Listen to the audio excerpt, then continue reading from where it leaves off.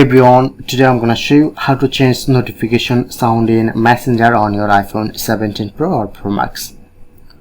So simply just open your Messenger, press on to menu option and get settings option, press on to settings. Scroll down, showing you to notification and sound. Press on and you get text tone. Easily change any sound.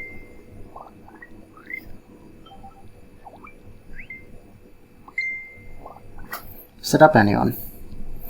That's it.